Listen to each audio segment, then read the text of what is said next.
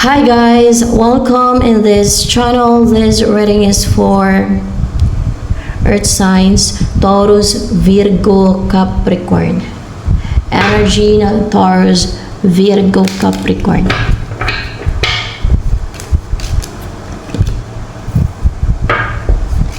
Two of Cups.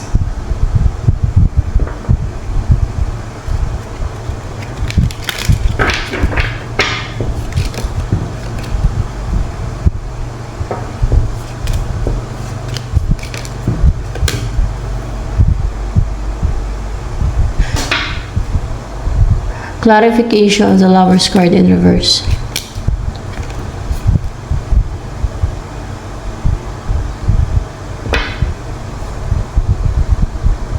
You are strong right now and powerful. Yung personality mo, may inner strength ka. And pwedeng in a relationship mo ngayon or may karelasyon. Or what's with the Two of Cups here?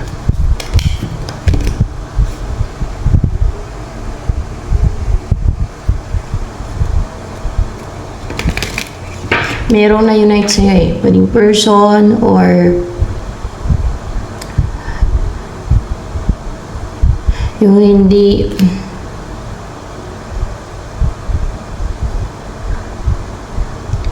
nagkakaroon ng collaboration sa inyo ng ka-team mo or ka-collaborate mo. Walang teamwork sa inyo. Yun na na-unite sa'yo. But you are strong. May inner strength ka.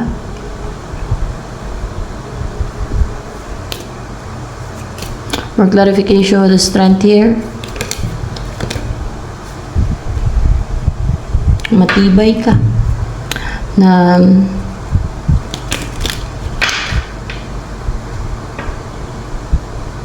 matibay ka spiritually. This is spiritual number 7. Yeah. Para bang sa loob mo may inner strength ka. Sa loob mo may inner strength ka. And you're in separation with your lover right now. Dahil maring cold kayo pareho sa isa't isa. Or ikaw tungkol sa person mo, or ikaw ba tungkol sa person na hiwala na kayo in separation right now. Ikaw tungkol sa kanya. Parang galit ka sa kanya, naging vicious ka. Pati ba yung nagiging vicious ka sa kanya? Nagiging vicious ka. Why? Bakit kaya?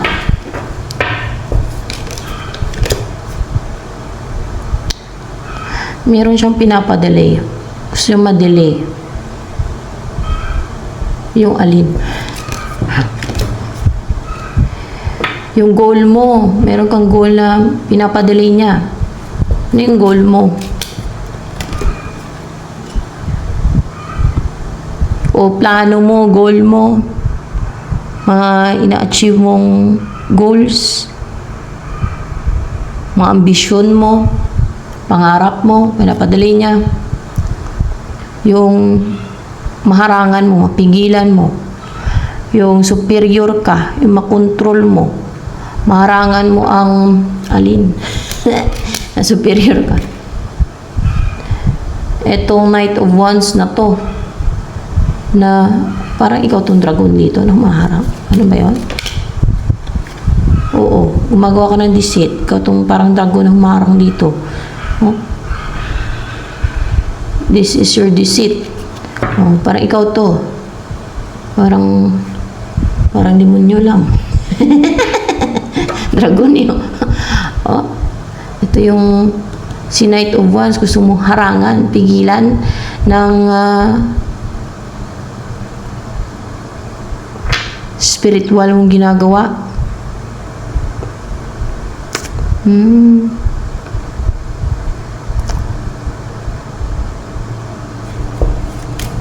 Kaya vicious ka sa person na yan na in separation kayo. And meron kang ginagawang pag-risk dito eh. You're a risk taker. fearless na mag-take ng risk, mag-start ng mga hindi mo pa nasimulan, hindi mo pa na-experience, hindi mo pa nagawa. Ano yung ginagawa mo pag-risk? Ang tapang mo, ang lakas ng loob mo. Yung paghiwalayin or kaya yung panatilihin na hiwalay ang third party at person mo. Maghiwalay, ikaw nga ito, pipigil dito. Bitter ko, cold ka. Ayaw mong ma-unite sila. Ayaw mong magsama sila. Zero person ang person mo yan. Nang ikaw yung third party. Yan ang ginagawa mo. Wala ka bang magawa sa buhay mo? Ba't ka ganyan? Hayaan mo na yung person mo.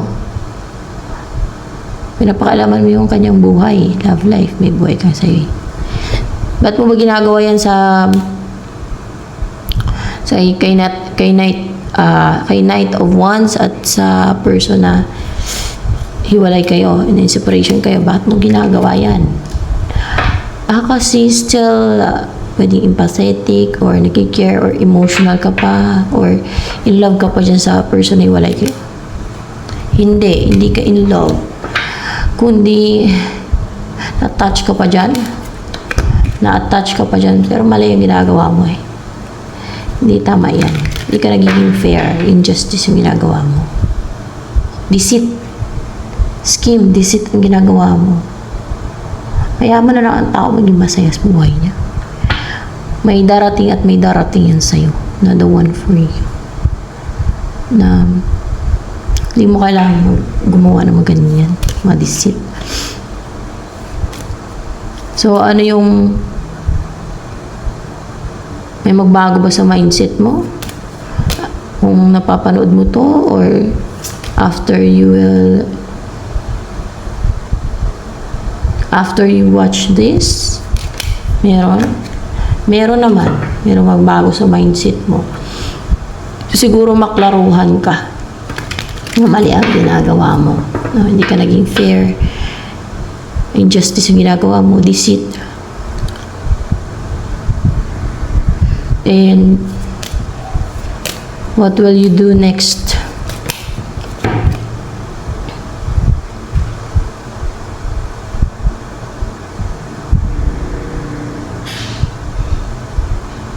Meron kang gagawin na magtatagumpay ka. Na maging klaro na yung isipan at pwede mag-i-invest ka o may bibigay ka. Maging klaro na yung isipan mo. Hindi ko alam kung saan dito sa dalawang to. Maging klaro na yung isipan mo, dalawa kasi. So yes, na maging klaro na yung isipan mo. Meron kang gagawin na magtagumpay ka na ma-ward of the mga napapaklouded ng judgment mo, di ba? Maging klaro na yung isipan mo, kaya ka gumagawa ng mga ganyan. May gumagawa ng deceit sa'yo, mga evil forces. Sinusulsulan ka ng mga evil forces. Gumawa ka ng mga deceit scheme. No? At ano ba ito? Mag-i-invest ka? Mag-i-invest. Yun natin. Mag-i-invest. Hindi ka mag-i-invest. Meron ka, maging generous. Maging generous ka. You will start to live na generous ka. You will start a new path, a new journey na generous ka. Yan, na consistent na generous ka. Na pwedeng pagkain, pera, or time and effort. Yan.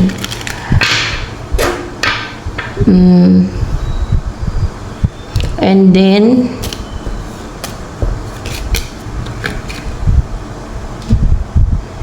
yung hindi ka na selfish kasi generous ka na eh, no? And ano yun, kaya mo na magparaya? Ay, hindi ka magparaya. Ayaw mo magparaya. Four of Swords. Ang tahimik yung isipan mo, peaceful yung isipan mo. Ano yun? Peaceful yung isip mo. So, yung isip, diba, may pagka-selfish ka pa rin talaga. Pero sa bagay, ba't ka naman hayaan mo na hindi matahimik yung isipan mo, di ba? Na makatulog ka na ng mahimbing, panatag na yung isipan mo, hindi ka na insomnia, ganun. Yan. Kasi hindi na-clouded yung judgment mo, magtatagumpay ka na. Yung mga nagsusulsol yung mga demonyo, evil spirit sa'yo, ay ma-ward off na yan siya. Sila yuan sa'yo. Anong gagawin mo? Magbalik loob sa Diyos? Hindi, baka magbalik loob ka sa Diyos. Oh. It's not too late na magbalik loob ka sa Diyos.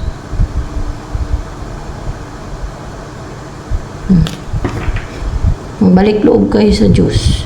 Oh. Sa mga hindi pa nagbalik loob sa Diyos, magbalik loob sa Diyos. At syempre, pag nagbalik loob sa Diyos, dapat ay hindi na kayo gumagawa ng mga deceit, scheme, lalo yung witchcraft, di ba? Yan ay kademonyo, yan kademonic talaga yung mga witchcraft. Hindi lang yan basta-basta kasalanan. Impyerno ang hatol lang dyan sa mga witchcraft na talaga. Automatic, di ba? Kaya, habang may panahon pa na pwedeng magbago at mabalik loob sa Diyos, ay magbalik loob sa Diyos, yun ang ma-advise ko. So, ayan, 4 of Swords.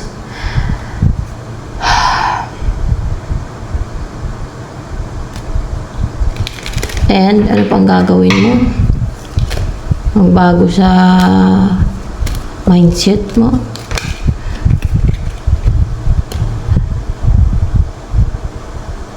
Hindi ka naman nanakit. Ano natin kung hindi ka naman nanakit. Mananakit ka pa rin.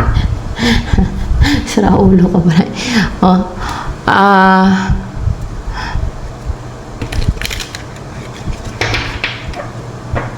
Tatanggalin mo yung mga arrows sa'yo. Arrows? Hindi arrows yan. Spells. Tatanggalin mo mga spells sa'yo. Parang mga spell ito yun. Hindi ka na magsiset ng mga spell. Hindi ka na magsiset ng mga spell. Yan. Hindi ka na magsiset ng spell kasi yung spell nga naman ay witchcraft yan. No? Diba? Mga spell. Mga orasyon ba? Pero ang alam ko, meron namang orasyon na hindi naman sa demonyo. Pagaya sa simbahan ata. Yan ang alam ko. Pero yung ginagamit kasi sa mga witchcraft, mga spell. No? Pero sa witchcraft yun. Meron din ata na mga orasyon na yung pangtaboy ng mga demonyo, di ba? Yung kagaya sa simbahan. Mabuting orasyon. May ganun. Alam ko eh. Ayan. Hindi ka namang sent ng spell. Ayan. At King of Swords. So, spell ang ginagawa mo. Nagsisend ka ng spell. At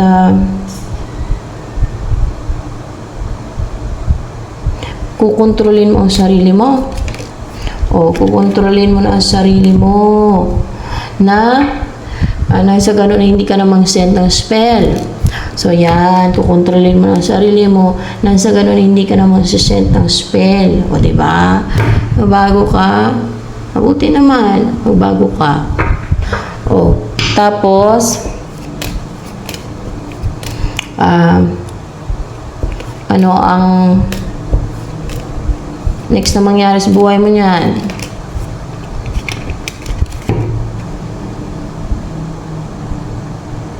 Para bang may carry kang baggage.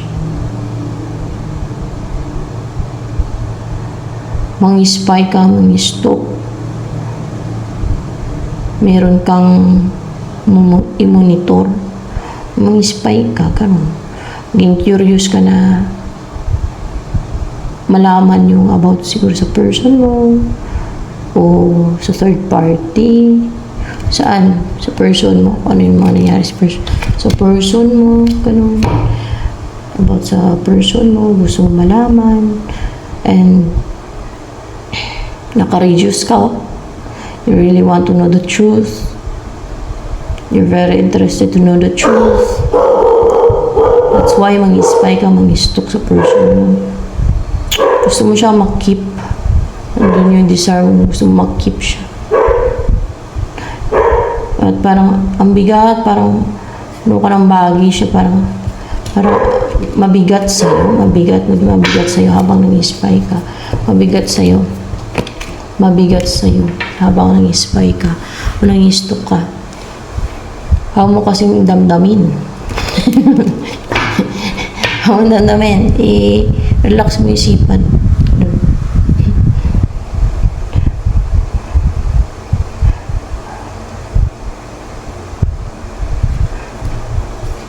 And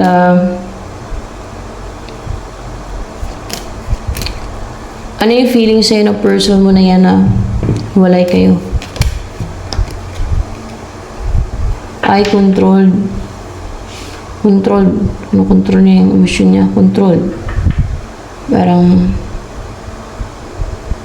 control.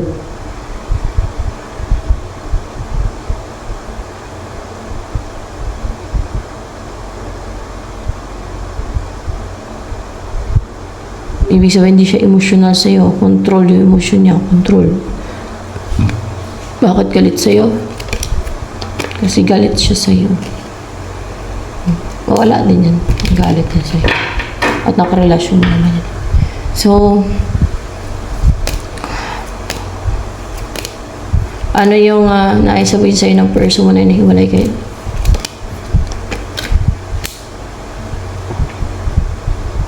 Lumayo ka? Hindi. May iwas siya sa'yo? Hindi. May iwas ka sa kanya? At galit eh. May iwas ka daw sa kanya. Oh. Umiwas ka sa kanya kasi galit siya. Baka may nagawa ka ditong masama. Baka sinindal mo nga ng spell. Nalaman niya. Galit siya.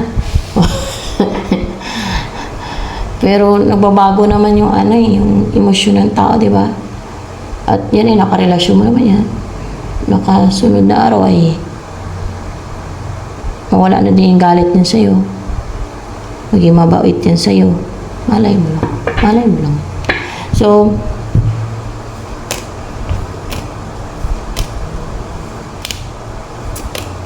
bakit siya galit sa'yo? King of Pentacles. What's with the King of Pentacles here? Upright ba?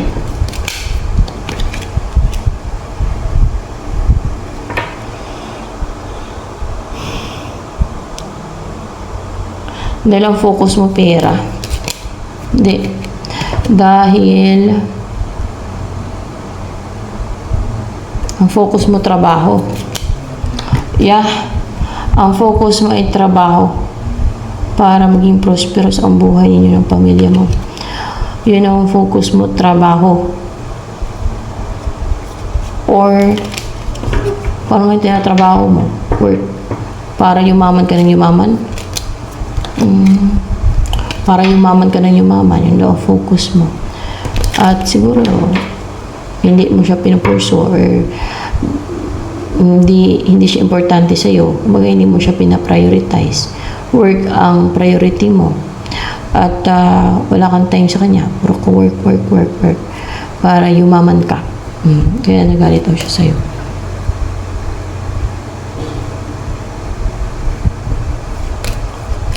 So, ano mang malalaman mo sa person mo pag nag-spy ka? Upright ka. Ano ba ito? Na hindi na siya nadi-destroy or mag-umpisa na siya ng new beginning or ready na siya for a new beginning. Nag-end na yung may nag-end sa buhay niya eh. Or pwedeng nag-end na yung destruction sa buhay niya. Hindi ni-destroy siya or ano tong the tower in reverse na to. O hindi na nadi-destroy yung isipan niya. And or hindi na na-atake yung isipan niya, hindi na na-o-oppress like ng mga spell at mga kung ano mang na-atake ng mga spiritual, no? At hindi na nangyayari yung mga Hinihiling mo? Mangyari sa kanya? Hindi. Hindi na natutupad o nagagrant yung makahilingan mo na gawin sa kanya. Yun. And then, so, hindi natutupad yung mga hinihiling mo na mangyari sa kanya. Kasi mo, wini-wish mo yan, hinihiling mo kung saan ka man nag-wish o humiling. Tapos, what's with the Ace of Pentacles in reverse here?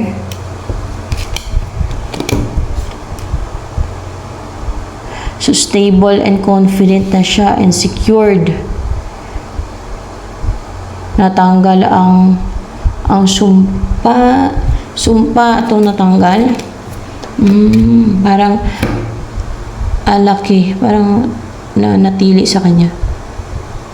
Yung alaki ng binigay mo sa kanya, sumpa eh. So, ayun o, sumpa na maghirap siya, mawala sa kanya lahat, o mawala siya ng confidence, mga ganun sumpa ba? Kung sino man nagsumpa sa kanya, maaaring ikaw o iba. Na ma-feeling ghosted o magkasakit o kaya mahirapan sa buhay, ng mga ganun sumpa natanggal na daw sa kanya. Yun ang mga obserbahan mo sa kanya.